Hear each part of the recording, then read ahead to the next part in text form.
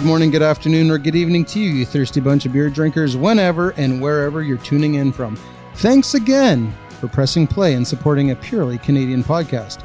I'm Troy Birch with Grey Lakes, Ontario's local brewery, a fiercely independent craft brewery based right here in Etobicoke, who brings you this here podcast, Between Two Fermenters, the podcast where we crack cans with some of the most fascinating people in the Canadian beer world and dig into their stories. And today on the pod, I'm welcoming someone who means a great deal to me, a mentor, a pioneer, and a dear old friend. I've been looking forward to this conversation for a long, long time. Joining me is none other than Ron Keefe, the founder of Toronto's family-owned Granite Brewery. If you've been following the show, you might remember my episode from the summer of 2024, episode 15, where I sat down with Mary Beth Keefe, Ron's daughter, or Mare, to those that know her. In that conversation, I shared just how much the Keefe family, and Ron in particular, have meant to me personally and professionally. And I'll try not to repeat myself too much today, but with Ron sitting right here, it's going to be tough not to heap praise, but it's well deserved. Ron was one of the first people in Ontario craft brewing to welcome a curious young guy, at the time, me, into his world, the beer world, way back in 2007. He took the time to answer every question I had, always with generosity and patience. He also introduced me to the deeper joys of beer through the beer appreciation course he taught at George Brown College, a course he later entrusted to me, passing over the reins when I went on to teach that for nearly 4 years. For those that know Ron, you know he's the definition of modest, the shirt off his back kind of guy who always ready to offer advice, lend a hand, or just talk shop over a pint. Or pints. He's a proud family man, a dedicated brewer, and a true pioneer in Ontario craft beer. He has also been instrumental in pushing for and changing licensing reforms in the province, paving the way for countless others in the industry. To give you an example of his impact here in Ontario, the magazine Toronto Life once asked 3 different brewery owners and representatives to name their biggest influence in beer, and all 3, independent of each other and without knowing what the other said, all named Ron. I could go on, but like you, I want to hear from Ron himself. In this episode, we've got a lot to cover. Ron's life before the Granite, the origins of the Granite Brewery dating all the way back to Halifax, and the long-lost story of Beer Street on Danforth, how a brew pub, or Tide House, as we'll explain, managed to thrive for decades in midtown Toronto, the ins and outs of running a family business and passing the torch along to his kids, Granite's, and by extension, Ron's legacy, and Ron's battle with ALS, the story behind Ron's lager, and so much more. So grab a pint and enjoy this heartfelt and wide-ranging conversation with one of Ontario's true craft beer trailblazers, Mr. Ron Keefe. Hang tight. We'll be right back. Supporting local is more important than ever. Grab your morning coffee from a local cafe. Purchase fresh bread from your local bakery. Visit your neighborhood mom and pop shop or visit their online store. Secure your lunch or dinner from a bar or restaurant on your block. Local business needs your love, your support. Prop up your neighbors, man. Shop local. Your purchases, that money, it stays within your community. Now crack a beer as a reward, because you deserve it, and so do they. Supporting local never tasted so good. A kind message from your friends at Great Lakes Brewery. GLB, brewed for you, Ontario. Mr. Keefe, welcome to Between Two Fermenters. Very, very, very happy that we could make this happen. Thank you, Troy. It's my pleasure to be here. And thanks for making the trip all the way from... well, I'm not going to divulge your location where you came from, but you had to cross the Gardiner today. How was that? That was an event. Raining hard and lots of traffic. I think the Jays are probably playing this afternoon. The Jays have the work from dome day. It's not a work from dome day today, but it's an early game today against the San Diego Padres. So as we're recording this, obviously that was last week, and the Jays just came off a 14-0 win, the first big victory of the year for them. But speaking of a first, this is the first time that we've done an episode on site. Here, we're recording this today at GLB, and you're here for 2 reasons. 1, the podcast, but 2, we brewed up another Granite GLB collaboration beer, Ron's Lager, which I and the team are really excited about. So, Ron's Lager, again, I'm looking forward to it. I enjoyed it the last time you did it. So we did that in 2023, and we had a great big blowout launch party at the brew pub, and it was we did a lager just because of you. Yes. Because you've never brewed a lager, right? Is that right. correct? I never have. Mary Beth has, and Mary she hasn't. But no, I stayed away from that. Yeah. So we did that in your honor, and it turned out really well. So we liked it so much we're doing it again, and but we're not here to talk about that today. Well, we're going to talk a little bit about that, but we're here to talk about all the things I mentioned at the top. There's a lot, and I'm here for all of it. So you and I go way back, and as I said at the top of the show, you've been a mentor of mine in this here beer industry, and I want to crack open the nut with you and hear the whole story. So I hope you're ready to do this, because there's a lot of questions I'm going to throw your way today. I'll try. You have my attention. And now I said you're a modest guy. I hope we can get you to extrapolate on some of your answers today and get right into the stories, because knowing all the Keefes that I know, and you guys are storytellers. You like to tell stories, so I hope you open up today. So tell me about Ron Keefe, the man outside of the Granite Brewery. What was your background before you decided to kick off life in the brewing industry? Well, I was in the corporate world for a while. I did a MBA at York Schulich, which the MBA was unfortunately not Master of Brewers; it was Master of Business. So I worked at Xerox and American Standard.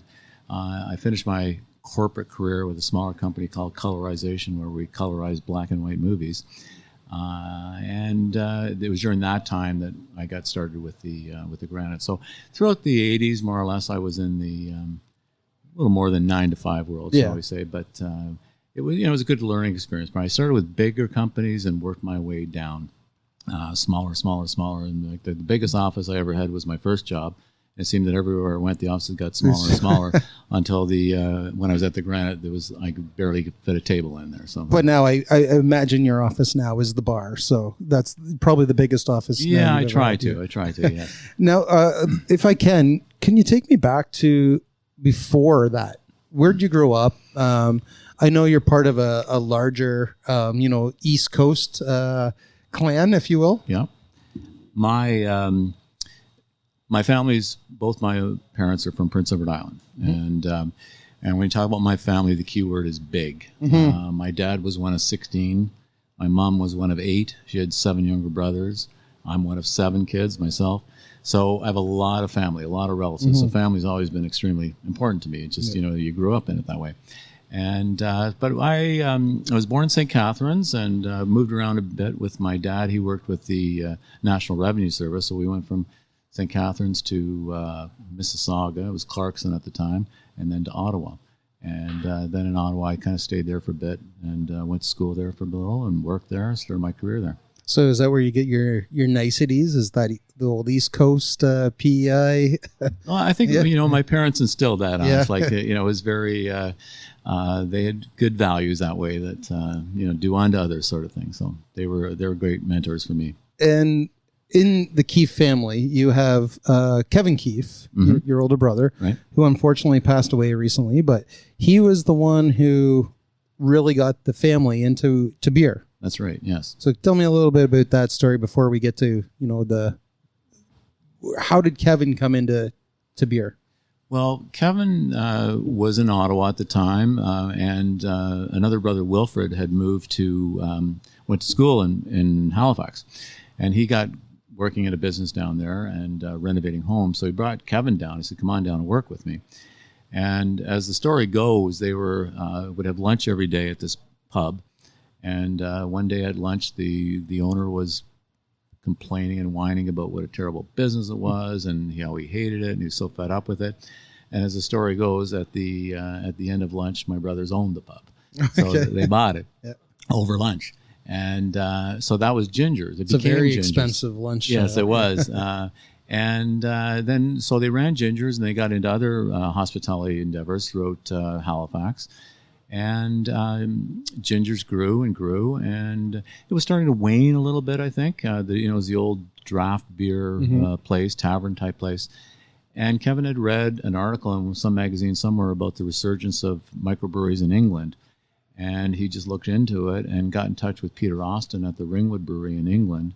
And they kind of did a deal, and he went to England to for 6 or 7 weeks, learned to brew with them, and they helped him set up his brewery at the time. Alan Pugsley was there, became involved, and Alan was working with Peter, and Alan came over to work with Kevin to help set it up, and moved on. So it was, I think at the time there was one other, I think Spinnaker's predated the Granite in 1985. Yeah, and there was one in John Downing always reminds me. John Downing is a professor with Niagara College, that he had set up the Atlas in Windsor around that time, but I think it was already up and done by the time this started. Exactly. So let's set the table. So that was the early 80s, and it was Ginger's Tavern that turned into what would become the Granite. It became Granite at Ginger's. That's how it started, yes. So by going back in time to the origin story, so we'll set the table to the origin story of not just the Toronto location, but the Granite. So an expensive lunch. They bought Ginger's, ran it for a while, installed a brew house, and then so in 1985, Kevin opened what would be the first Granite in Nova Scotia. It was also Nova Scotia's first, the second in Canada, as you just mentioned. You were still in Toronto, though, at the time, correct? I was working in the corporate world at that time. But I'm guessing it was still pretty exciting knowing your brothers were out it definitely was. I mean, they worked really well together, Wilfred and Kevin. Wilfred was quite the entrepreneur. He had his hands in a lot of different things. And Kevin was a good operator, and he was, he focused more on the hospitality side, where Wilfred would look into different real estate things and whatever. But it was very exciting. And I used to go down because my mother lived in Halifax at the time with Kevin. She wasn't doing too well, so she lived with Kevin. So I would go and visit for Christmas and Thanksgiving and all those things. And, of course, hung out at the Granite quite a bit. Yeah. And it was really quite exciting to be there. Now, seeing what they were doing, did that ever kind of pull at the heartstrings, or did you ever think at that time, like, this is maybe where I want to go, or did you think this is just for them? I'm comfortable where I am. Well, originally, when they were more in the restaurant and tavern business, I was thinking that, that's probably not for me, that side of it. When the brewery became part of the equation, more or less, then I really thought this is a pretty cool operation. I brewed, like extract beer at home, and it was terrible, of course. And that, I started to think about it. Wilfred had always wanted to open something, a business in Toronto. So we'd talk about that, and, Kevin and the three of us would chat about that. And I became more and more interested. So we probably started working on the Granite Toronto around 88, 89 or something, the concept of it. And while I was still working somewhere else, but it came to fruition in 91. So we're going to get there in a second, but let's hear some stories about Kevin and Wilfred during those years in Halifax where they were getting the Granite going at Ginger's. Do you remember anything that come of the wild stories of the early days of this new post-prohibition craft beer? Well, this probably happened before the prohibition, or the craft beer part of it. When they opened Ginger's, they got it going, and as the story goes, on opening night, the place was packed, just packed. There was hundreds of people in there, and beer was flowing like crazy. They would do. They'd have 13 kegs of Moosehead in line in tandem, and beer was pouring constantly. So at the end of the very first night, Kevin tells the story did tell the story that at 2 or 3 in the morning, they ended up on Hollis Street in a fist fight, Kevin and Wilfred. Oh. And he woke up the next morning, and he had a check in his hand from Wilfred buying him out. But it was so badly written, they were so drunk that he couldn't even read it, and he couldn't even figure out how much it was. So he said they sheepishly came in the next morning and looked at each other, and they decided they tore up the check, and they both agreed that they will never drink at work again like that. And so that was one that they went. But Kevin, he had a ton of different stories. When it was a different world down there in Halifax because it was a much smaller community. he would tell stories of when he wanted something done. The tax was too high, or this wasn't right, or something. He would say, "Oh, I'm going to see Bob. He's the Minister of Revenue. I know he drinks down at the jury room. I'll go down there, and he'll be there now at 5 o'clock on a Friday. I'll get my so he could find the guys there and talk, and they all knew him, and he knew them, and it was much like a little different. Than a little now. different. Yeah. I used to love my experiences at the Granite when I lived in Halifax. But so we're gonna get to the end of the 80s, and there was, you said, the talk of bringing a Granite outpost to Toronto. So Kevin and Wilfred were involved at the time, or was it just Wilfred that wanted to come here? Wilfred was. Unfortunately, Wilfred passed away in '89 at the age of 43. Yeah, very young, right? Yeah. And so that really, I think, put an impetus to me to say, you started re-examining your life a little bit, shall we say. This is the time to do it. Now, I don't mean to put you on the spot. How old would you have been? Because you were younger than Wilfred? Yeah. At the time? Yeah. So he was, at the time I was probably, 33. Yeah, okay. Something like that. Just getting into the prime of your... Yeah, exactly. And so you got involved, and... Yeah, so I started working with, with Kevin and, searching for locations, learning the business more. I went down and brewed with him, trained a little bit with him. Eventually, I went down and trained at the Wild Goose Brewery in Maryland with Alan Pugsley, who was living there at the time. I worked with him, and Alan came up to help us set up. But, I just trying to learn the business a little bit. So, I had a good, solid business background, and so I was comfortable with that. I used to write business plans for various clients and people and that, so I kind of knew what you had to look for. And, despite what people will tell you, that in those days it was, the restaurant business, forget everything you've learned. This is different. This is it, which is all kind of baloney. Yeah. A well-run business is a well-run business. Yeah. And so you can, anyway, that's how it came to be that way. So you said it was about 88 that you... 88, 89, we started talking about it. And when did it become a serious thing? Probably around 89, 90. We incorporated the Granite Brewery Ontario Inc. In September of 1990. Okay. So it was incorporated as a business, and then we officially started looking for properties. A property, yeah. And so you opened the doors in 1991. And that's when you kind of put your stamp on this is when the anniversary is right. The doors open. You initially opened and were operating as a brew pub within a restaurant, right? Which is a big distinction that we're going to touch on a little bit later. But I'm extremely curious about those early days before the doors opened. So you started to look for property.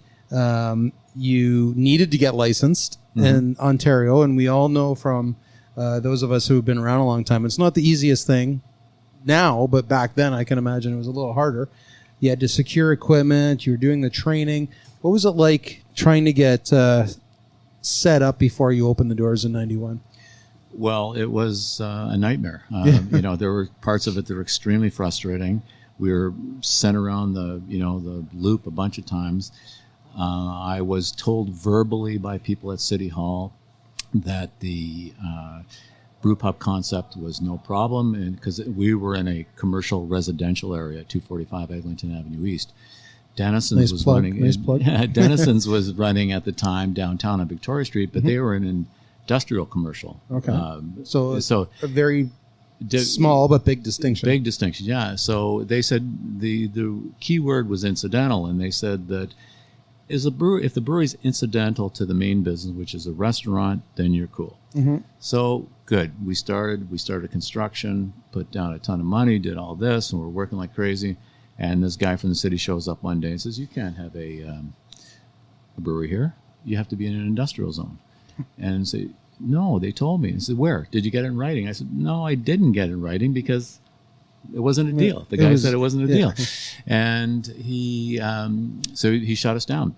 He shut us down for 6 or 8 weeks, and we went to we were going to have to go to committee of adjustments, and it was a major hassle and extremely expensive delay all through the summer. We ended up opening in August instead of in the summertime.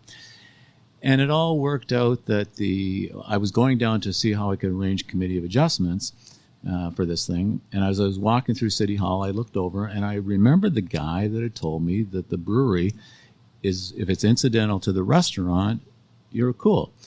And I saw him and I kind of waved him over and I said, hey, I'm thinking of opening this brewery restaurant at Eglinton and Mount Pleasant. And, it's, do you have any problem with that? It's commercial, residential. And he said, no problem. It's, the brewery's incidental to the main business restaurant. You're good.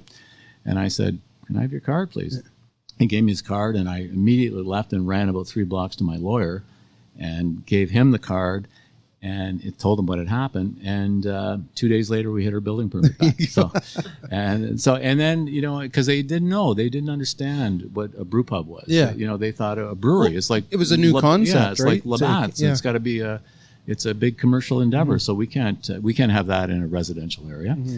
And so it transpired that we got it, and shortly about I think within a year there were 2 other little quasi brew pubs open up down the street and from us, and no hassle at all. And no big deal at all. So it was, there was a lot of education at that time, just trying to, dealing with the counselors and the neighbors and everybody, just trying to figure out. So would you say the majority of the issues were city or provincial? City was the biggest. Was the biggest one. Yeah. Provincial. Yeah. I mean, excise, they'll give you a license at that time. Yeah. Just send your money in, and I think the provincial one, I don't remember any hassle at all with them, but the city was a nightmare. It was like they were just, and to this day, there's some guy showing up saying, "Where's your license for that?" And I said, "What license is this? You got to have a license to do that, or we'll shut you down." What's this little license? It costs $50. So it's almost like if you don't sign your name on a vacant home tax, you're going to get charged. Exactly. Now that being said, I think after all these years, we finally worked our way through things, and we don't have too many of those. You got a pretty good GM there today too, exactly, right? Yeah, with Sam, your son. So you're now up and running. It's 1991. You open the doors in August. You're brewing every batch yourself. You're establishing regulars, introducing people to something novel in Ontario at the time, cask condition English ales. Mm-hmm. What were those years like? Exciting, scary, both? Both, definitely. Yeah. They were really exciting. There was a tremendous interest in it, mm-hmm. but there's also a lot of hesitancy on people, mm-hmm. and especially when it came to the beer.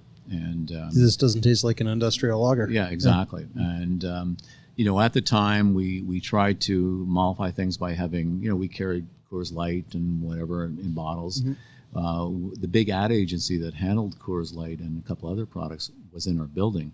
And they were our great customers, FCB, for a long time. They kept us going through the early 90s. And so we felt we had to have Coors Light on for them, in bottles. And were they drinking you through the Coors Light, or were they, have one Coors Light and then drink a bunch of keg of you? They certainly when they would dabble. When there was when it was a corporate thing, they were drinking Coors Light. Yeah. So and I remember one of the guys, I think he was the creative director at the time, said, "This is the beer you drink when you don't want to drink beer." Like that. So, but they did a lot of their planning. A lot of their ad campaigns were designed around the bar at the Granite, and they were terrific guys, and spent a lot of money in there too, and kept us going. So, well, that's good. So, but what else can you tell me? Regale me with some stories about those very early days. As I know, there's a $1 bill hanging in the Granite. Tell me about that story. Still there, I have trouble remembering this guy's face, but he came in within the first week we opened, and he introduced himself, and he said, "Who are you?" I said, "I'm Ron. I'm one of the owners here." And he said, "This isn't going to make it, buddy. I hate to tell you." And I said, "Really?" And I said, "Well, I obviously begged to differ." Mm-hmm. And he has slapped a $1 bill down, and he says, "I'll bet you this $1 you're going to be gone in 6 months." And I said, "I'll take the bet."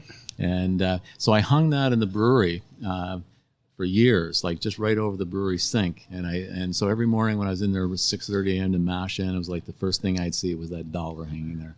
And so finally we mounted it. After about 25 years, we said, "I think we're going to make it now." Yeah. So we mounted that. The $1's all worn out, probably from getting splashed with caustic or whatever in the brewery.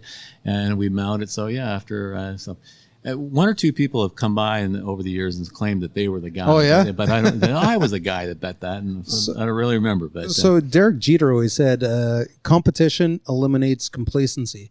So was that was that just an extra kick in the pants to say, I believe in what I'm doing, but now I'm upping the ante. I really want to put this guy in his place. And it certainly was part of it. And he wasn't the only guy. Yeah. We heard that from a lot of people. Yeah.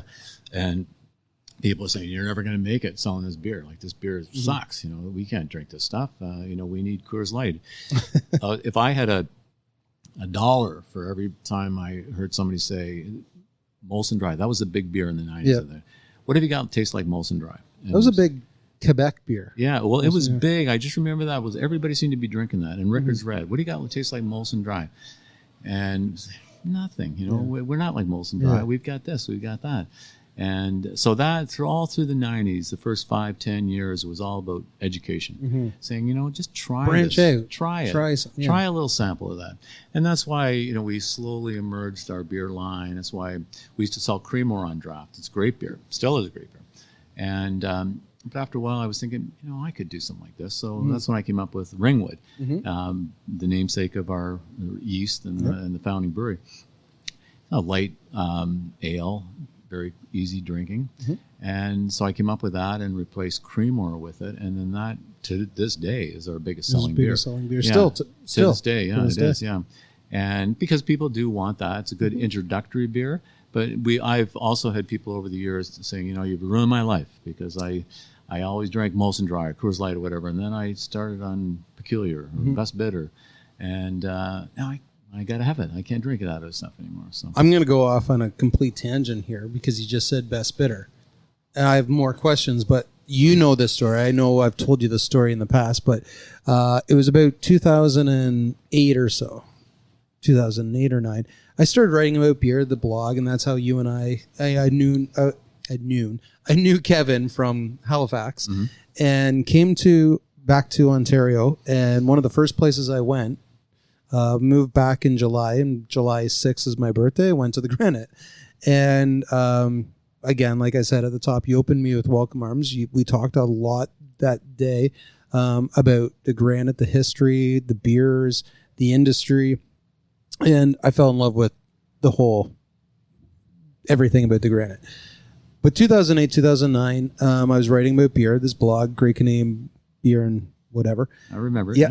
And Great Lakes at the time was doing a big launch party for Orange Peel Ale, and it was held at the old Victory Cafe on Markham Street. Yeah.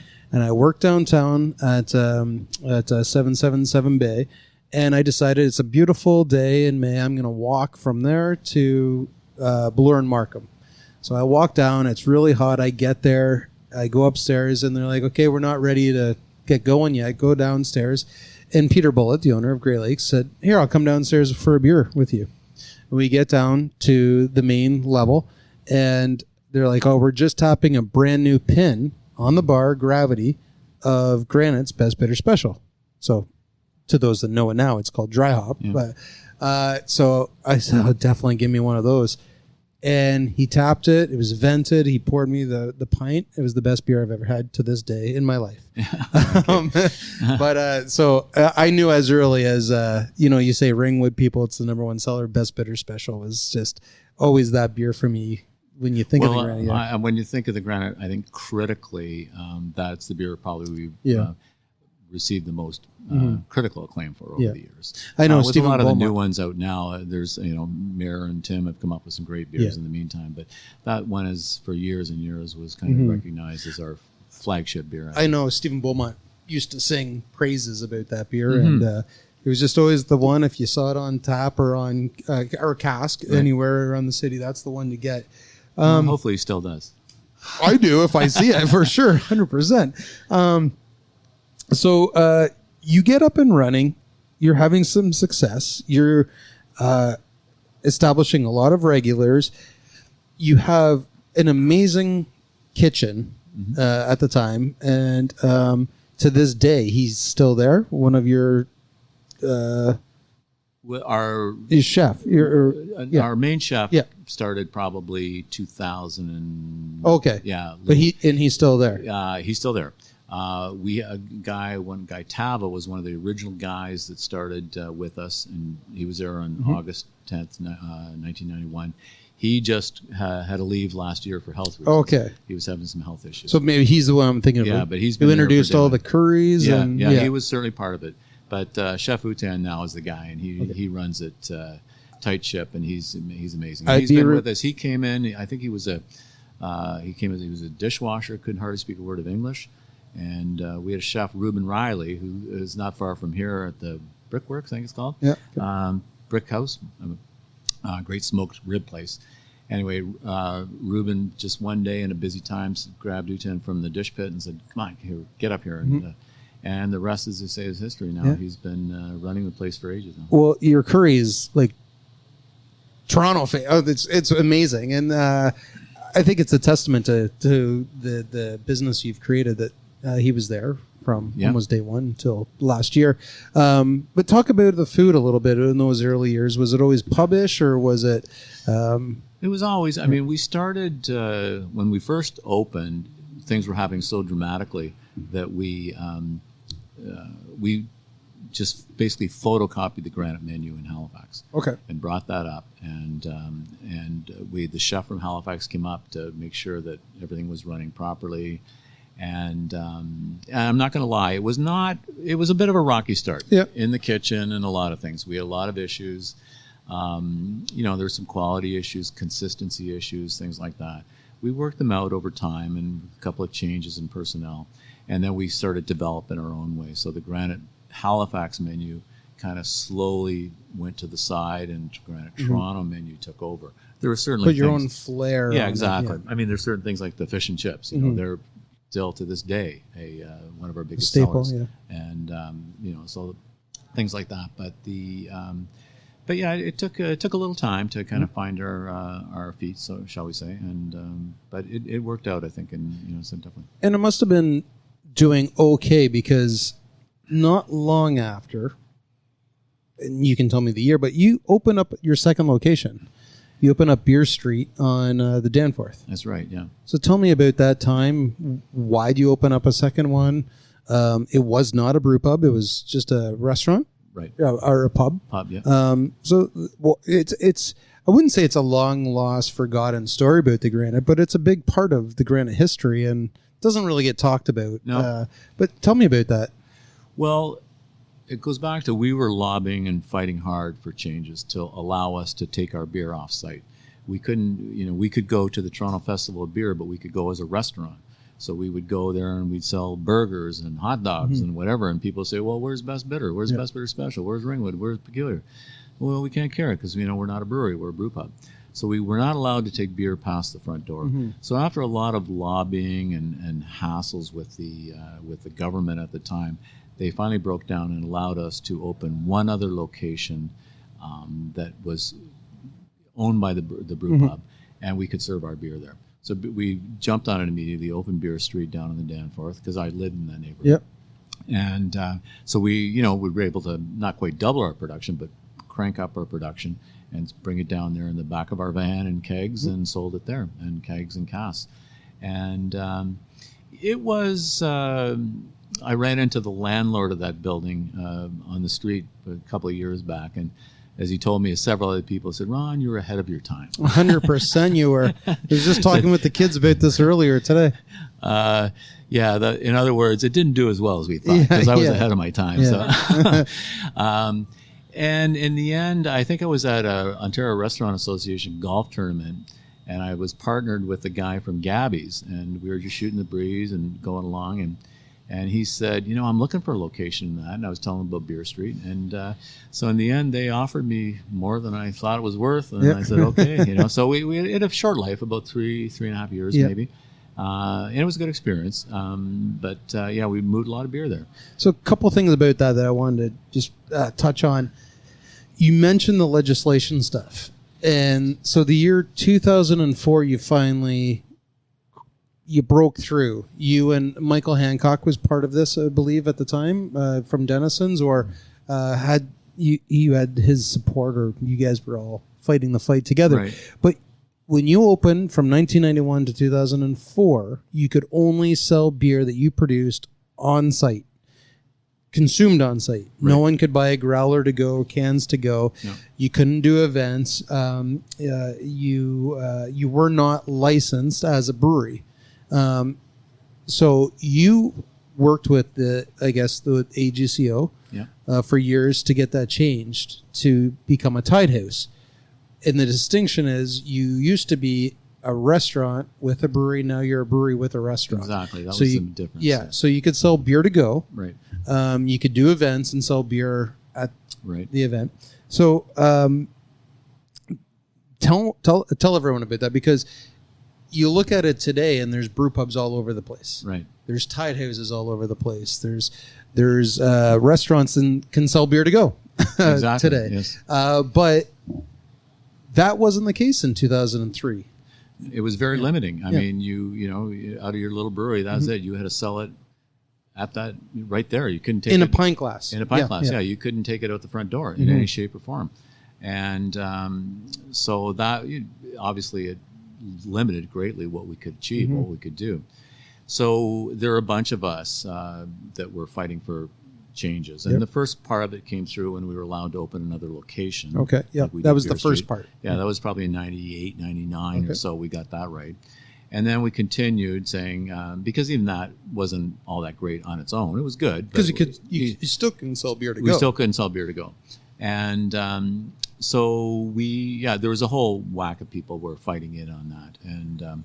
And they finally came around and said, you know, the idea of the Tide House came up, and it was very simple as that. That's how I used to explain it exactly, saying instead of the eyes of the law, we're no longer a restaurant with a brewery, we're now a brewery with a restaurant. And that made all the difference in the world for us. And it did so for production facilities as well, because you could sell beer at your production facilities. Right. But at the same time, it wasn't known that you could have, food at your brewery. So do you ever really sit back and think about the impact that those lobbying days that you did, and not just Ontario or Toronto, but on Ontario, how it's really significantly impacted this province? And when you opened in 91, there was 5 or 6 still in operation, or boy, I can't remember. Because a lot opened and a lot closed Amsterdam, very fast. Dennison's, and there wasn't a lot. And Great Lakes and for brew pubs. Brew pubs. But do you ever really think about that lobbying and that one little change that you pushed through, how it's really shaped this industry from that moment on? Well, it certainly has changed. Now, I would just somewhat correct you that I didn't push it. This is the modest part of it. There were a lot of people. Were you pushing for it? I was pushing for it. Yes, you were. But me and a whole bunch of other people were pushing for it. So, I think now just something as simple as the idea that the brewery is incidental to the restaurant. Now, if you talk that to someone, it would be, doesn't make sense. It's crazy. What's the difference? We can have pizza in our tap room here. Exactly. But, in the year 2000, when Great Lakes opened the retail store, you couldn't have food on site. No. Because we were only licensed as a manufacturing facility. So, no, I think hopefully we paved the way. And certainly when you just look at the numbers, you count them on one hand. We used to joke in the early days. I think it might have been Stephen Beaumont that labeled it as that the Granite was the place where the brewers drank. Yeah. Because it was just a weird little combination, or a coincidence, shall we say, that Michael Hancock lived in the area, Alan Knight lived in the area, Charles McLean's mother lived around the corner. And so, they'd all kind of hang out there. And you also employed, did you not, Liam McKenna, or Liam, who's now running Yellow Belly? And I don't think Liam ever worked for us. I certainly have known him for a long time. He's drank at the Granite a lot. I think Liam's parents actually lived on the same street as me. Okay. But I didn't meet Liam until he was probably at Connors or something. Oh, okay, yeah. So. But no, unfortunately, Liam never worked for us. We've had a lot of brewers that have come through with us that have moved on to bigger and better things too. Well, I remember that, and that's that's not on my my list of questions here, but it brings up a good point that I've known a lot of people that have gone through the Granite over the years. It's kind of where you get your feet wet sometimes. Exactly. You have an opportunity and come and go, and everyone always speaks fondly of their time working at the Granite, whether it was with you or with Mayor. So, No, it is a good place because it's a small brewery, obviously. So you go into some of the bigger breweries and you're on the packaging line or you're in whatever. Whereas you've got to do everything in a small brewery. And so I think it's a good learning experience. And a lot of young people learn their trade, shall we say, with us. And we knew that because it's not very big and there's not a lot of upward chance for mobility there because of the size of it, that we knew quite often that eventually they're going to move on to a better place, or for them at least, and that's happened a lot. But we're all still friends with all of those folks.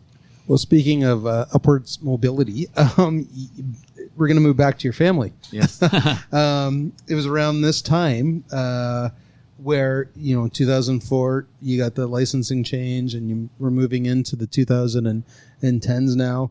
That the kids started getting more involved. And there's that, what I would say, Ontario famous picture of Mare wearing her, she's going to hate this, but the gray tracksuit with the horses on it and her rubber boots as, 11, 12 years old or whatever, working in the Granite. But I understand, with the exception of one batch in 2010, that you brewed every single beer ever produced at the Granite since day one. But you were training Mare to eventually take over the brewing duties, and that happened in 2011. So upward mobility, I get that. It's a family business. Right. So tell me about that shift from you doing everything all the time to bringing the kids into the business and where we get to today. Well, it happened, I think, almost by necessity one time. I had a knee surgery in the late 90s, 99, 2000, in around there. And it was just a scope thing. It wasn't a big deal. But I couldn't climb in the kettle. I couldn't dig out the mash, for a few weeks or months or something like that. So I got one of the guys in the kitchen to come in and say, okay, you're going to show you how to do this. And, I'll hold the bag and you can dig it out and you can clean them. And he became somewhat invaluable to me. And once he learned how to do those things, I said, well, why am I doing this anymore? So I let him do some of those jobs. I kept brewing. And then, Mare was, I used to bring her on Saturday mornings when I had some work to do, filling casks, whatever. And she was looking for a little part-time job. So we would brought her in when she's grade 8 or whatever, 7, 8, 9, and just sit her down with her little headphones on and probably an iPod in those days, whatever, and fill casks. And she was good at it. I remember one time it was we would take a break for lunch and we were sitting in the restaurant having our lunch, the two of us. And one of the servers came by with a big tray full of beer. And Mare looks at me and says, I wonder if these people realize how hard it is to make that beer. and that you knew at that point. Yeah. And I remember saying, I don't think they care. Yeah. They've got their own problems. That's why they come here. They come here to drink our beer, relax. And so, they work hard at their jobs. We work hard at ours. So. But it was very intuitive, I think, that said that, this isn't something you take for granted. But that beer is, it's hard to make. And so. Just send her out to the bar and say, this is my daughter. She wants to, but it wasn't just Mare. Sam, Dave, Sam and Dave, they both started more in the restaurant. They're washing dishes, bussing tables. When they got old enough, they served. And Sam never worked in the brewery too much. Dave did. Dave worked in the brewery and brewed on his own for a couple of years, 3-4 years or so. But Sam focused on the front of the house, more or less, and that's where his specialty lies. Today, he's the GM. He's the GM, and he's basically running the place right now. Mare runs the brewery, and Sam runs the front of it. So. Nice. Let's talk about today. So we get what they do today, but when you walk in the front door today, so in 2011, you pretty much handed the brewing over to Mare, which must have felt pretty good that you put in your time, you get to sit back and just run the business from, the 500 yard or It happened. Let me say that again. The 5,000 feet. That's what I'm trying to say. It happened gradually. Gradually, didn't have one day she was all of a sudden running it. That Yeah. She was helping out brewing, and then I'd mash in, and she'd come in and do this and that, and then slowly, probably not over a long period of time, a year or two or whatever, that I just wasn't needed as much, and she was doing just a great job without me. So. Now, is that because you enjoyed it so much, or was it because you enjoyed it so much? You just wanted to be around the brew house?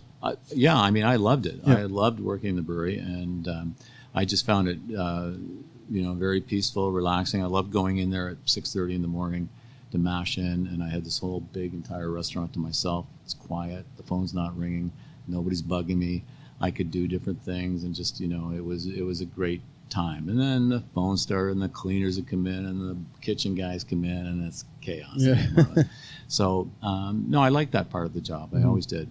But, at the same time, I had no trouble turning it over to Mira because she was doing such a great job at it. How many beers do you think you actually brewed over your time? You probably know the number, don't you? How many different beers? No. How many brews? How many brews? Yeah. Oh, I do not know the number. Huh? No, I never thought of that. 10,000 more? I don't know if I've done that many or not. 30 years, whatever, 25 years. Yeah. A lot. Yeah, A lot. Yeah. Do you have a a brewing story that you're like, oh, I wish I could get rid of this story from my mind, like something that really went wrong that? Well, Alan Pugsley taught me when he was teaching me to brew at the Wild Goose. He said, keep meticulous notes, because one of these days you're going to make a mistake and it's going to turn out good. So you got to remember how you made that mistake. You got to remember what you did. So I always remember that. And, I did a couple things. One day I was brewing Ringwood, and, it's all in. It kind of all looks the same, the mash, whatever in the kettle. And then putting it into the fermenter, and this young guy that was helping me out from the kitchen, he says, Ron, what are you brewing? I said, Ringwood. And he held it up as the beer's flowing into the tank, and didn't look like Ringwood. I thought, what the heck is this? And then I had immediately known what I've done is that I put a bag of Karastan in instead of a bag of two-roll. And so I had a decidedly different color beer. And I thought, okay, this is interesting. So rather than admit defeat and throw it down, so I'd come up with a story that I'm trying something different. This is Ringwood Red, and let's see how it goes. And I mean, it was one of my worries that people might like it more than the other one, and they did like it. But Ringwood Red died after that brew. Okay. We did sell it all, and as a trial, but we had something like that here where we did. People have heard this story on this podcast numerous times, but Octopus Wants to Fight was supposed to be Red Leaf Lager back in the day, which is now our Vienna lager. The brewer at the time thought he was brewing Karma Citra, which was the base, like a base IPA. But when it came time for the hops, he couldn't find the Citra hops. And back then they were so rare, you had only a little bit. And he called Lackey, and Lackey's like, you're supposed to be brewing Red Leaf Lager today. So they came in and we have this new hop called Mosaic. Let's try this and let's do all this. And as you said earlier, the rest is history. We ran with it, though. We kept it going. Well, another classic faux pas we had over the years was that very early on brewing stout. And Kevin and I were commiserating this over long-distance telephone calls at the time, and about how much roasted barley should go into the thing. Now, when we figured this out after, that Kevin was talking pounds and I was talking kilograms. So a lot more roasted malt went in than he was thinking about. And I'm thinking, okay, well, this is going to be roasty. Yeah, whatever. And you know what? I think we pretty much stuck with that recipe. It's still what gives it beautiful roasty flavor. Yeah, well, it's such a beautiful, beautiful, beautiful beer. Well, that's funny. Accidental mistakes sometimes lead to so that's why you got to keep good records on everything. So I meant to ask you this. So when you walk in the front door today, and assuming your seat at the bar at the Granite, what do you see? Usually I see a lot of familiar faces, which is nice. We've developed quite a customer base over the years. So it is, it's very unusual. I go in there and I don't know anybody. I would say that I'm not there as much these days as I was. So it might be, might not know as many. Yeah. But like I say, it's very, very rare that I walk in there and I don't know someone. And, we have a lot of staff have been there for ages too. So it's always You have a lot of staff that have been there for a very, very long time. Yeah. We have that were there for a long time. But during COVID, kind of broke it up a little bit, because we, for 2 or 3 years, everything was screwed up. And so some of the old timers moved on to different careers or moved out of the province, etc. I used to go to the Granite a lot before my kids came along. Mickey, not Mickey, Mikey. Mikey, yes. Mikey, Mo, Kevin. Yeah. The boxer, the Muay Thai guy, Bob, so many people over the years that you'd walk in and you just expect to see them at the Granite, and now you have some new people like that are there and that have been there for 10 plus years. That so that's for sure.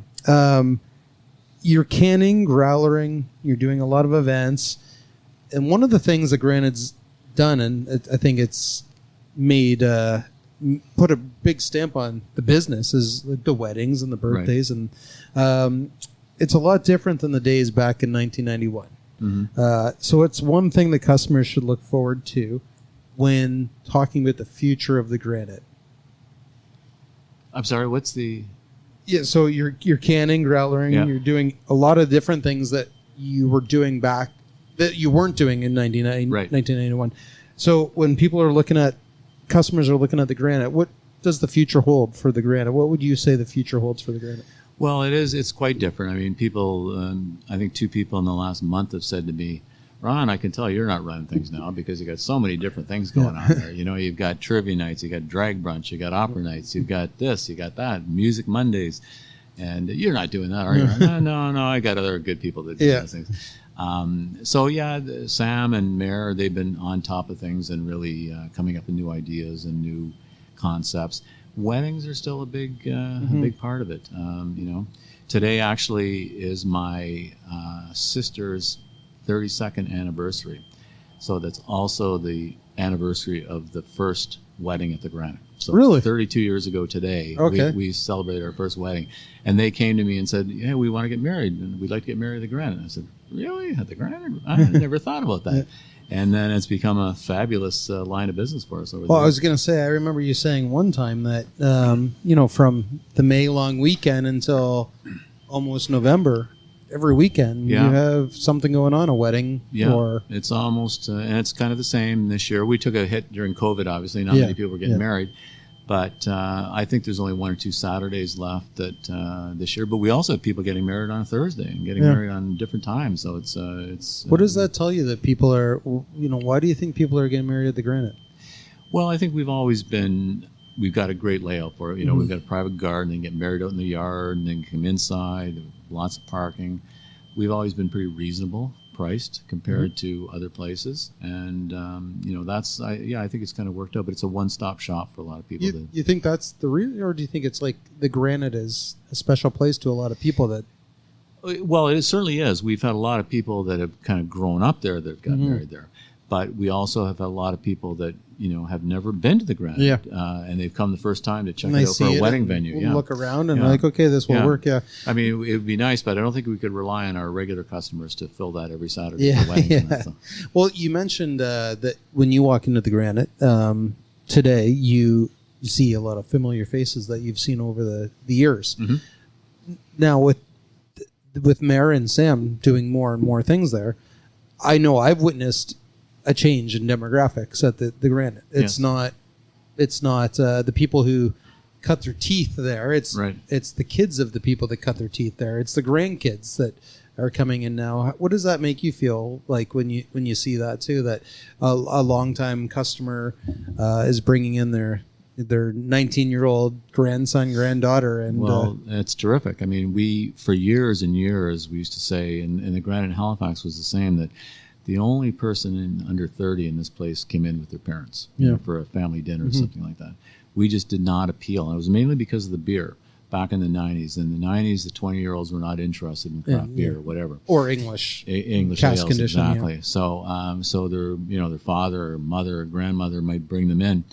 And that's obviously changed a lot. Mm-hmm. Now instead of people saying, why don't you have Molson Dry in here? Now we get people like, why don't you up the hopping rate on the hopping mat? We need more IBUs in this. And so that's changed a lot in that. But we've had people that came in with their literally babes in arms, came in with their mom and dad, and have gone to work at the Granite. As bussers and waiters and that, and so we've seen them grow up all the way through. As I say, and I've said it many times to people who will listen, it's a cultural institution. Mm-hmm. There's as we just mentioned, so many brewers have come through the Granite. So many people have been front of house that have come and gone on to work for breweries, whether they're sales reps or it's just different jobs in the industry. And the people that have grown up drinking at the Granite, to have them go out and explore other places in Toronto. It's one of those magical cultural institutions here in Toronto. So Ron, the family and the brewery recently announced that you've been diagnosed with ALS, which must have been tough on everyone. So first things first, how are you doing? I'm doing well, all things considered. It was a little rocky at the start when I first heard. But, my symptoms have been kind of going on, kicking around for about 3 years, and they could never quite figure out what it was. So, some people say, well, it's good to finally get a diagnosis. And no, I don't agree with that. Not what I was expecting. But I think I'm over that initial shock. Yeah. And, I'm trying to stay positive and live my life and, whatever, accept some of the limitations that I have now that, I won't be skiing and cycling for a bit. But you can still hoist a pint. I can still do that. Yeah, not as many. I'm somewhat limited. It's one of the bad parts of this is that my consumption has had to drop a little bit. Well, you do have. I'm telling secrets out of school here, but you do have a tap in your kitchen. That's right. Summer Ale's on tap right now. Summer Ale right now? Okay. I'm trying to keep the lower ones there. I've been privileged to have I think it was a Mount Pleasant I had at your place in the backyard. And that's where, we were talking about that there were some mobility issues with your foot at the time. Right. So you have the diagnosis, and on June 8th this year, the Granite team will be participating in the Walk to End ALS Canada challenge. And Mare and her team are brewing up a special lager just for the cause. Mm-hmm. And following the walk, and I'm told this is going to be huge, they're anticipating a massive turnout. The Granite will be hosting a fundraising event and barbecue on the back patio, which I said, you can't have it to the back patio. It's going to be the whole place. Probably. Yeah. Probably it will be. So can you give listeners some more information on the event and how they might be able to help? Well, Sam and Mare are organizing most of it, but the walk takes place for the Toronto chapter of ALS Canada. It takes place at Ashbridges Bay at 10 o'clock on that Sunday morning. So that's East End Toronto? Yeah. And it's like there's a 3-kilometer walk, a 5-kilometer walk, or apparently you can just sit on the park bench and enjoy the thing if you want. They're not too strict on actually walking, which would be good for me. But and then after the event, I think it starts probably about 2 o'clock or so, 1 or 2 at the Granite. We're going to host this barbecue, and it's going to be a good family friends type thing coming. They're going to have a silent auction, raffles, and what have you. All the money which will be donated to the ALS walk thing. Yeah. And the beer, so much of the beer that they've made will go for that too. Yeah. And today I mentioned at the top that we're brewing a beer. Yes, you are. The Ron Lager. Yeah. And so that beer will be doing $1 from every can, every pour from the entire batch will be going towards That's very nice. Thank you. The Walk to End ALS Canada. And the reason we're doing that is, one, because it's the right thing to do, but two, when we heard from you and Mare, we wanted to do the beer again for a long time, and Mike Lackey, our brewing operations manager, said we got to do something for Ron. He's done so much for this community, this industry, the indie ale houses of the world, the left fields of the world. You have been there, the kids have been there. And it's just one way that we can help out and do something together. And so I think what I'm trying to say is you've left such a massive mark on so many people in this industry that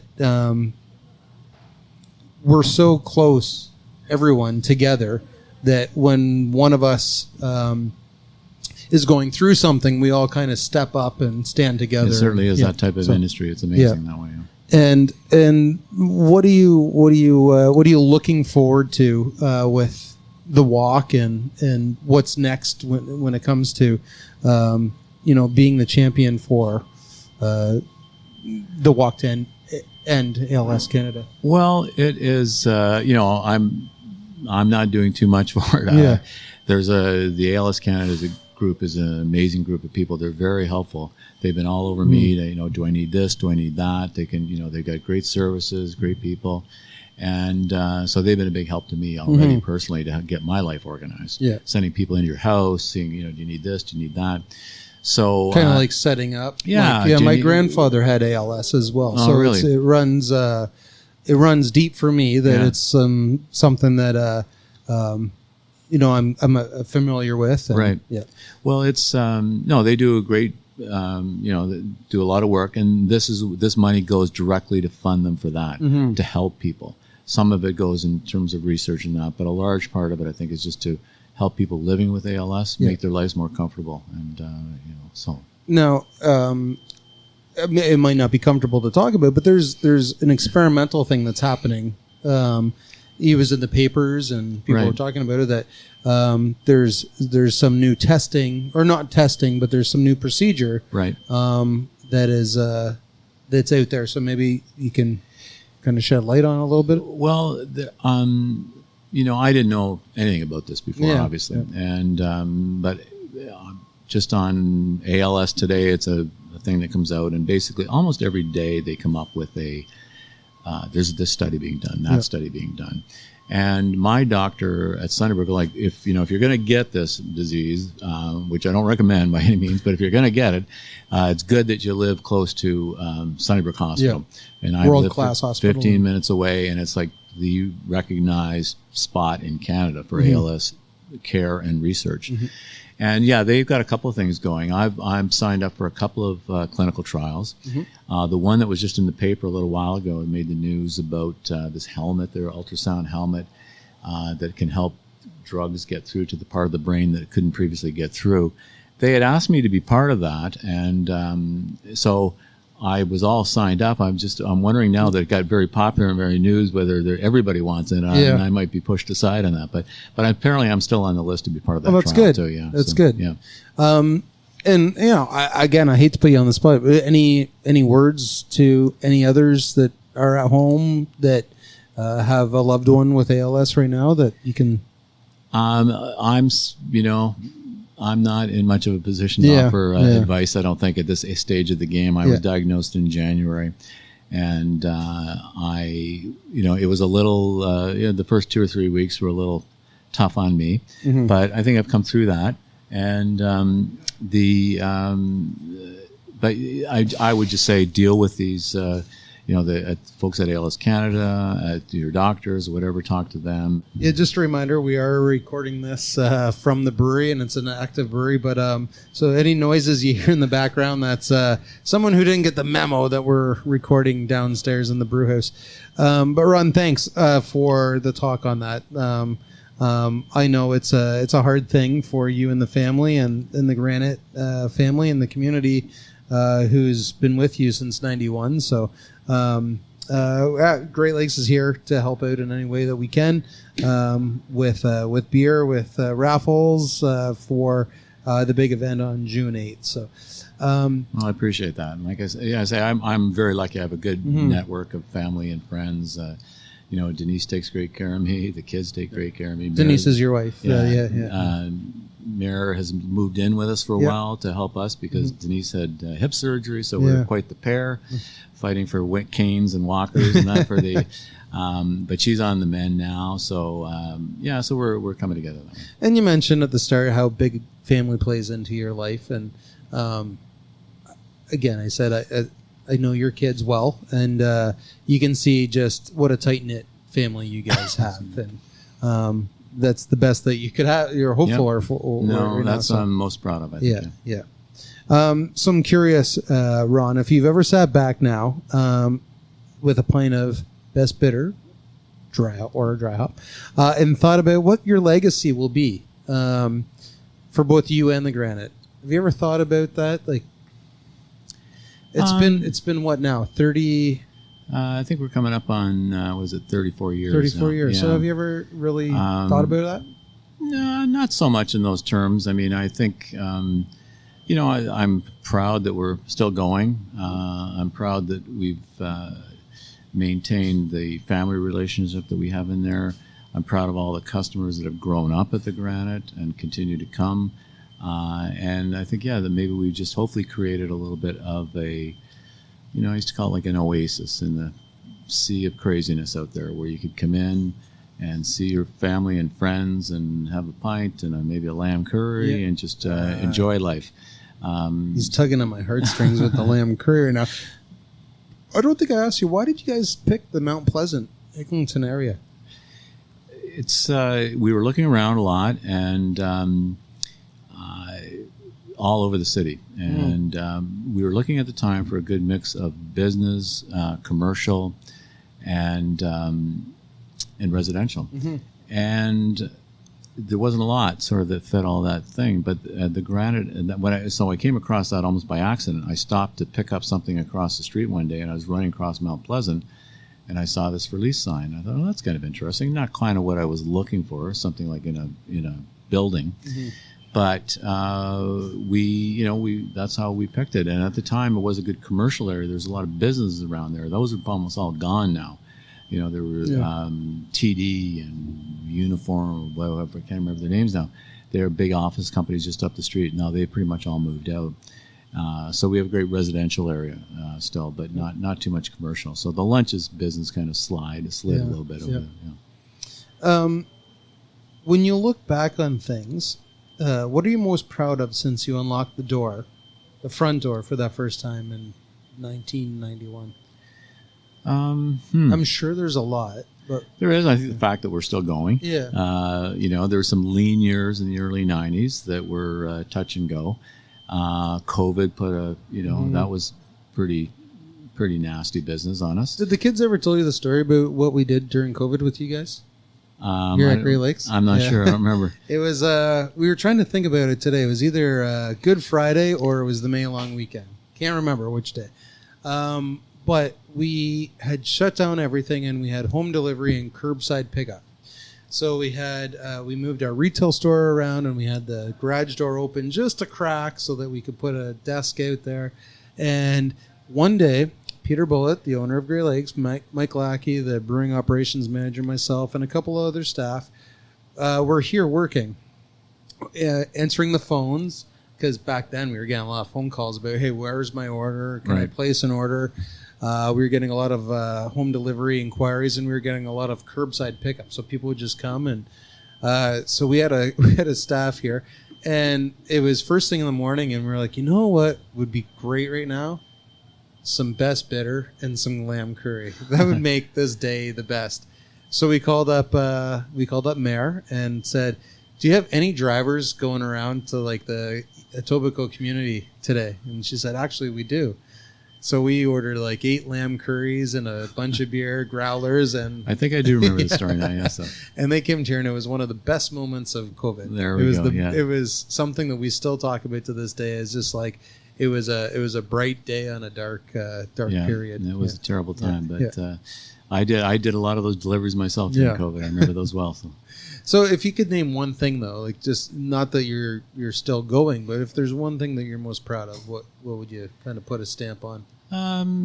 It's hard to say. I mean, I think just the acclaims that we've had on the beer have been amazing, and the food too, of course. But just the fact that people have grown up there literally, and we've seen there's just so many family and that have come there all the time. And the downside of it is that you get to know these people, and they get older and they pass on, and we've had their wakes there, and so. More of a celebration of life. There's good old-fashioned wakes, but they've been you just really get to know the community. I would say that's it. So probably. the community I think if it boils down to what you've built in that neighborhood is really created a very extended family. You have a big family, but you have an even bigger one. We've just heard over the years from people. They always felt comfortable there. Single women will tell us that they like coming there because they're not going to get hassled. They're not going to. No one's going to bug them, and they can sit at the bar and have a beer and talk to everybody and whatever. So, and so it's been a welcoming, all-inclusive environment. I think that's been it's really worked well for us. Right. You've shared a lot of memories, but if there's one that stands out, one story that you just want to tell, something fun, something that. That you've probably been interviewed hundreds of times over your career in beer. There's one story you've never told someone. Oh, boy. You're going to put me on the spot. I can't think of anyone right now, to be honest. I probably told every story that I can think of. How do you get free parking at the Granite still? Like, tell people about that. You can get free. If you go to the Granite, you can get free parking. Yes, well, definitely. It's amazing. Yeah, no. No, I mean, we've had some funny questions. One of the classics was, do you remember Monty, one of our bartenders? Oh, Monty. Monty Lauren. Yeah, so he was a great guy, and he did the best imitation of it. This guy came up to him and said, "Now, summer ale. Is that a lager?" Yeah. So you get used to questions like that a little bit. Well, that's a great story. And that became his tagline for years. Now, summer ale. Is that a lager? And I imagine there was a lot of people that would walk through, and you have Laurel and Hardy characters in there. Like, why do you got them there? They're not there anymore. Right? Oh, they're not. I think the kids finally won over on that. They wanted that out because everyone was saying, "What's with Laurel and Hardy?" We used to the place that I worked at before Granite, colorization. We colorized a lot of old Laurel and Hardy movies, and so I got to know a lot of the guys in that industry, and they used to have a meeting at the Granite every 4th or 5th, 6th Monday, whatever it was, called the Sons of the Desert, which was a Laurel and Hardy movie. And you get 40, 50, 60, 70 guys would show up and watch old movies there, and on all Laurel and Hardy. And so someone there donated those things to us, so we had them sitting there for years. And at the chess table, as we called it, because it was a table that was sort of useless for anything else. Nobody would really want to sit there because you're right in the hallway. And but I think Mayor and Sam and Dave just said, "They just gotta go. It's time to go." Nobody knew who Laurel and Hardy was, I guess, at that time. But people still ask about it. It's to this Laurel day. and Hardy or Abbott and Costello who's on first. Yeah. And, They still. I think someone asked last week, "Where's Laurel and Hardy?" Oh yeah. So now's the time that everyone's been waiting for. We're going to do some rapid fire questions. Okay. You ready for these? Not really. No. All right. Well, we're going to dive right in. So, what beer, other than a Granite beer or a Great Lakes beer, that you've been enjoying recently? Oh, other than a Great Lakes beer. Yeah. Oh, okay. I coming up with all the answers. Oh, yeah. Because Mare, she brings a lot of the beer home now, and she did bring a Vienna lager home recently, which I really enjoy. So I can't mention that. Which beers? I've always been a big Pilsner Urquell fan. That's probably my go-to beer if I'm looking for something, nice and easy drinking. Okay. That's probably always that's been up there. But okay. But I'm not a one person or one beer person more or less. I just I like that, and I'll go with whatever. So that's the hardest thing about this podcast. It's like you want to. Every time it's like, what beer am I going to drink today? Because we have so many. There's so many different ones to choose from. Yeah. Now, though, that being said, after you just preferenced that, favorite Ontario beer of all time? I don't know. I'm going to have to. He's going to plead the fifth. So I'm going to plead the fifth, maybe on that, and I'm not because it's just there's so many of them. I don't know, and because I'm not a beer judge. I'm not a. You like what you like. I like what I like, and 1 minute I might like this, next time I might like that. Not that I still don't like this one, but I've just moved around, so I can't. There's some great ones. I mean, Mad Tom and whatever. Black Oak. I love their products and things like that. Again, without giving away your location, you reside right near a very good LCBO. Yeah. So there's a lot of choice that you can go and kind of pick and choose some different ones. But now this is an easy one for you. Favorite Granite beer you've ever brewed? Not Mare. You. That's a good one. Favorite one I've ever brewed. I think stout is. I've kind of come back to it now. Yeah. I'm seem to really enjoy a good stout at home once in a while now. Cask IPA, which is not very popular, but IPA on draft, so. But a cask IPA, I love it. Yeah. And of course, bitter special, peculiarly. That's my favorite Granite beer you've ever brewed. Yeah. Favorite Granite beer that Mare has ever brewed. Oh, that's a good one too. We get into a little argument sometimes where I would say, because you would never invest in a closed-topped fermenter, exactly. and all of a sudden you got one. Yeah, but no, more so that I would say, I did that beer. No, Dad, that's my beer. I said, no, I think I did that. No, you were gone by then. That's my beer. Galactic, I think. Okay, that's one of my favorites for sure. Okay. Now here's a really tough one. Favorite Ontario beer from the early 90s? Ontario beer from... I'd have to say I was a big fan of Denison's Dunkel at the brew pub then. That was... they were really well known for the wheat beer, but I was never a big wheat beer guy, but I liked it. But but the Dunkel I really loved. Yeah. And Black Oak Pale Ale was another one I liked a lot too. Yeah. Okay. And liked a lot too. Name your celebrity doppelganger. Well, people have told me, mainly my kids, that after maybe a particularly rough night, then next morning I know where this is I going. might look like Jack Nicholson from The Shining or something like that. Yeah, and my hair out all over the place. That's about as much as I can say. I've heard that, and then I said, well, who's your mom? Your mom's doppelganger. And they're like, oh, that's a good one. I said, well, she doesn't have to look like her, but you can say Shelley Duvall. And now you have a tattoo of your wife on your arm, I'm told. I do. Yes. And so all the kids were saying that the whole family is now a tattoo people. Yeah. What's the next tattoo? I think one's enough. No, it was kind of for our 40th anniversary. Okay. I think 40 years is something like, I don't know, with diamonds or gold or whatever. I said, no, I can't afford that. So I'm going to get her a tattoo. So a nice tattoo on my arm of her on her wedding day. I took like my favorite picture of her on her wedding day and had it tattooed. Oh, she's not that crazy about the picture. There's one little straw thing of her hair that she didn't like in the picture, and they put it on my tattoo. So she looks at it and says, I don't like that picture. Name a person or brewery in the industry that has or continues to inspire you. Person business. In and around Toronto, you mentioned Ralph a couple times. He's a great spokesman for the industry, a great restaurateur, great in the brewery business. Michael Hancock, an old friend of mine from '91. He's. You guys were there in the You guys were there in the early days. Yeah, and I've known him since probably before we opened. So great guy, and his family's really nice, and Ken Woods. Ken, I love Ken. He's a guy that just worked his butt off for 30 years or whatever, and we would kind of joke sometimes that we have a question about our legislation or about a financial taxing things, and phone Ken, like he'll know the answer. He knows the answer, and so he still comes around the Granite a lot, and so I've always respected him. He's worked so hard over the years. He really deserves everything he can. If he's not at the Granite, he's at Say What. Exactly. If he's not at Say What, he's at Silversmith now, which exactly. You know where the three spots that Ken's going to be at. Best time and place for a beer.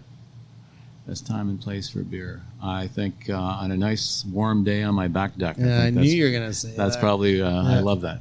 A favorite brewery you've ever toured? I don't know how many breweries I've toured in the years. A lot. Yeah. Pilsner Kell in Pilsen. That was, Mary and I went there. I met her in Europe when she was traveling around and at Prague, and we took the train over there, and that was an amazing day. Visiting that place, so that one sticks out. But I've seen so many. It got to the point after a while where you're in Dallas or you're in Atlanta or somewhere, and said, "Let's go see a brew pub." And say, "Really? I'm good. I'm good." I'm not there yet, but I know what you mean. I know what you mean. If you could have a beer with just one person in the whole world, dead or alive, famous or not, who would you choose? I was thinking that probably my dad. My dad passed away when I was a teenager, and he loved his beer, but I never had a beer with him. He drank Keefe ale. Yeah. And so... Why? Because of the last name? Maybe. I don't know. I'm not sure, because our family was O'Keefe up till around 1900, and then my great-great-grandfather dropped the O. But I'm not sure if that's why, or he just liked it, but... I don't know if you can still get that around. I guess I'm not sure. O'Keefe? You know what? I don't think you can. I'm not sure. it's now just Carling. Yeah. Anyway, no, I'd say if I could have an Keefe with him sometime, that'd be awesome. Yeah. And last one, Ron, and you can say you haven't had one in a while. That's fine, but I know you've had one in the past. Best hangover cure. Well, you're right. I haven't had one in the past, and in the last couple of years, maybe. I was just sort of old-fashioned, bunch of water and maybe an extra strength Advil, and suck it up, and don't. As someone said, if you want to play, you got to pay. Sometimes. That's right. If you want to play with the boys, you got to get up with the men. Yeah, that's exactly. what my on the farm they used to say. Right. But if I had access to the lamb curry, that would be my hangover cure. Oh yeah. Well, Mr. Keefe, we're all done. That was it. Thank you so much for making the trip to Etobicoke today to share your story with me and the listeners. And not to be selfish, but this has meant a great deal to me, and I really can't thank you enough for taking the time to come out here.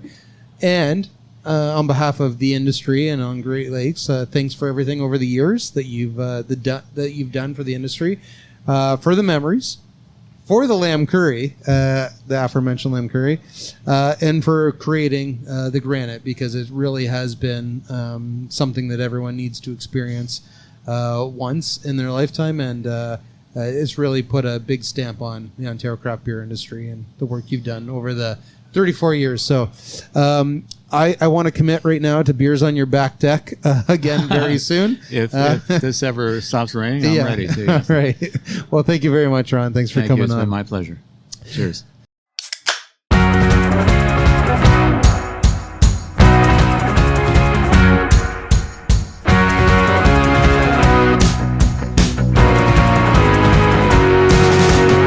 And that's it. That's all, folks. Episode 37 with Ron Keefe, an Ontario legend, has moved from the mash tun to the fermenters. If you enjoyed our conversation or any other episodes, please leave a review or a comment wherever you get your podcasts. Today's episode was fueled by cans of Sunnyside Session IPA, which you can find all over Ontario. Cans are also available online at greatlakesbeershop.ca for free local home delivery. You can visit the brewery at 30 Queen Elizabeth Boulevard in Etobicoke, or grab some delicious eats and fresh pours at our brewpub at 11 Lower Jarvis Street in Toronto. And please, if you haven't been to the Granite yet, get there. The beers are top-notch, the food is excellent, the staff are amazing, and you'll be experiencing some of Ontario beer history with each sip. You know what they say? Sun's out, guns out. Work your tan and crack a can of Sunnyside Session IPA. If you have any content you'd love to hear us discuss on the show, guest ideas, or just want to tell us what you're drinking, drop us a line at podcast@greatlakesbeer.com. Until next time, please remember to keep tipping your glass of fresh GLB in the right direction. Supporting local never tasted so good.